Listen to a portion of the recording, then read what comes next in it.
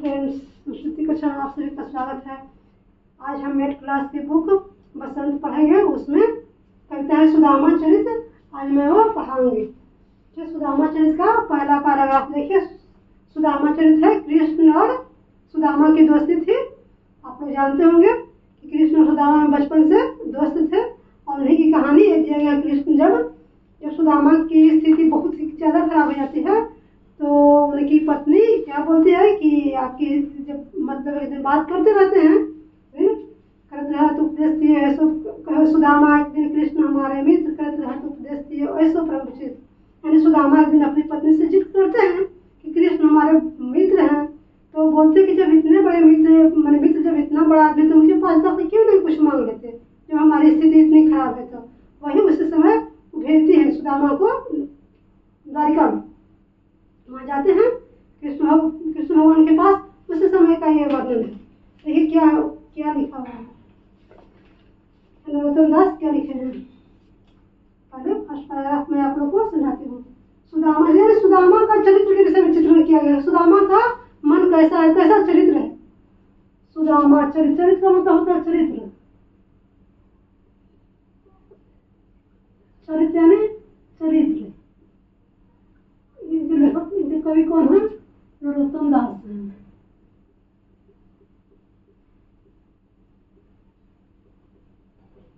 देखिए क्या कहते हैं। शीश पगाल में झगा कर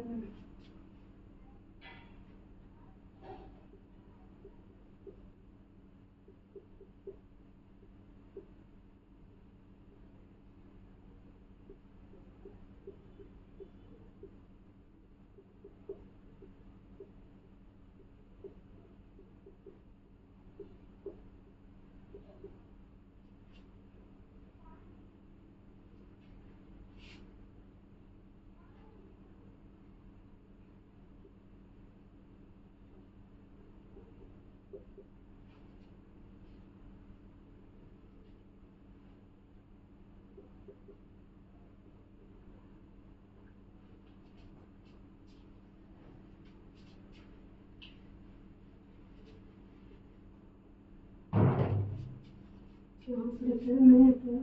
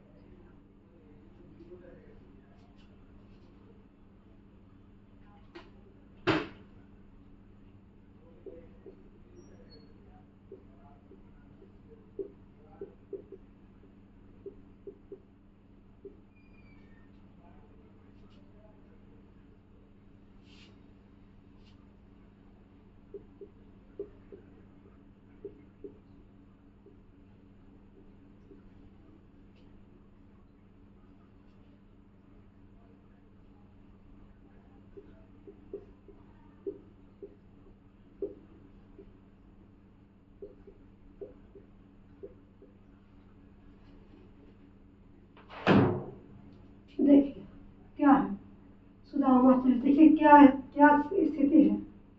शीश पगान झगा तन में प्रभु, क्या द्वारपाल जाकर कृष्ण भगवान को संदेश देते हैं। कृष्ण भगवान जब रहते बैठे हुए अपने राजमहल में, तो वहीं पे सुदामा जी आते हैं उनके यहाँ द्वार दरवाजे पे और उनसे पूछते हैं। तो द्वारपाल कहता है, जाकर वर्णन करता है, द्वारपाल उस ब्राह्मण को देखकर, सुदामा जी को देखकर जाकर वर्णन करता है। वही देखिए शीश पगान झगा तन में प्रभु, देखिए कहते हैं कि हे प्रभु सिर पर पगड़ी नहीं है और झगान तन में प्रभु, यानी दुबला पतला शरीर है। तन का झगा को तो दुबला पतला शरीर है। जाने जाने को आही बसेगे, पता नहीं कौन ग्राम में आकर बसा है। वही कहता है किस गांव से आया है या किस गांव से आकर बसा है। कहते हैं कि सिर पर पगड़ी भी नहीं है और दुबला पतला शरीर है और कौन ग्राम से आया है वो पता नहीं है। धोती फटी सी लटी दुपट्टी, धोती उनकी धोती फटी हुई है, लटी दुपट्टी, दुपट्टी का मतलब यहाँ पर गमछा होगा, गमछी। दुपट्टी कैसा है, गंदी है, यानी बहुत गंदा है। जो कपड़ा पहने हुए मैले कुछ चले पहने हुए हैं।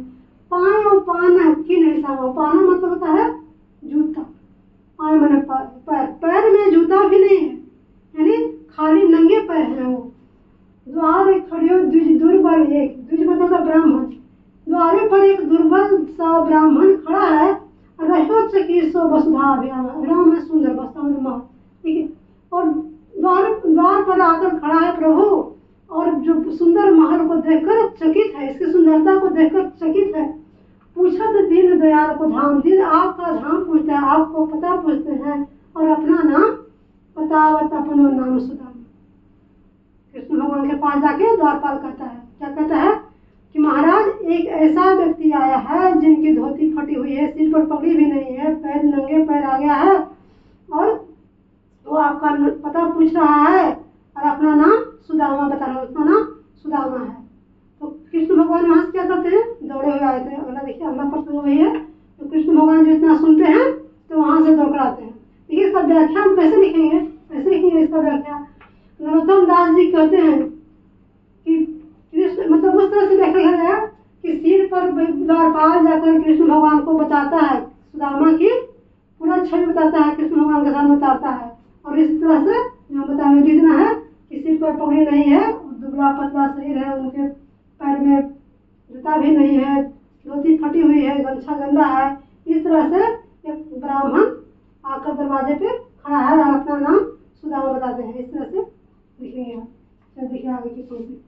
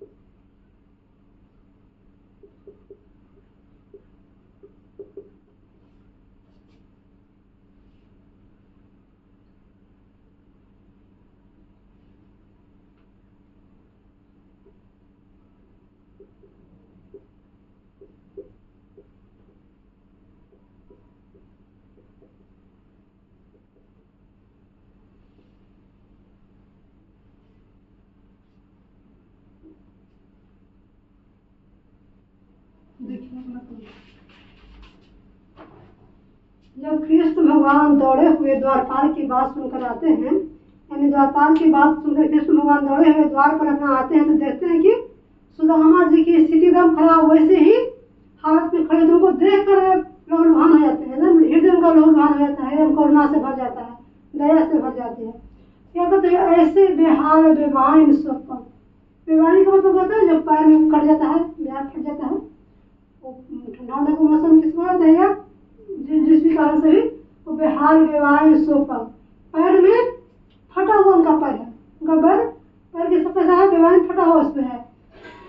कंटक जाल लगे पुंजे, क्योंकि पैदल आए थे, उतना दूर से आए थे खाली पांव, उनके पैर में बहुत ढेर सारे कांटे चुभे हुए थे, यानी कंटक जाल लगे पुंजोए, और हाथ पैर में कांटे भी गड़े हुए थे। हाय महा दुख पायो सिखा, तुम क्या कहते हैं, क्या इतना बड़ा दुख तुमने पाया, और आए इतने दिन, कितने दिन खोए, और इतना देर से तुम कहाँ था कि आज आए, और पहले आए थे जब इतना कष्ट था, इतना दुख था, तो और पहले आ जाते। देखिए सुदामा की दीन दशा, गरीबी को देखकर, दीन दशा को देखकर उनकी करुणा करके करुणा हृदय कर लहूलुहान का हृदय हो गया, करुणा में दया आ गई, बहुत ज्यादा दया हुई, और इतना रोए कि पानी पर हाथ को छुए नहीं, यानी जो पानी रखा जाता है हाथ में पैर धोने के लिए, उसको हाथ तक नहीं लगाया था, और वही आंसू से इतना आंसू गिरा उनके पैर पर, उनका पैर धुल गया। मतलब भगवान को अपने दोस्त को देखा, इतना दुख हुआ, इतना दुख हुआ, तो उनकी आंखों से आंसू की बाढ़ आ गई, और इतना ऐसी पानी बही कि पैर उनका धुल गया सुदामा जी का। पानी पर हाथ को हाथ छुए नैनन के जल से ऊपर, आंख के आंसू से उनका पैर धो दिया। इतना कष्ट, मतलब अपना मतलब दोस्त के दुख उनको लगा मानो मेरी ही दुख है, उनका हृदय लहूलुहान हो गया। इस तरह से बखान करते हैं नरोत्तम दास की। अब आगे पंक्ति है,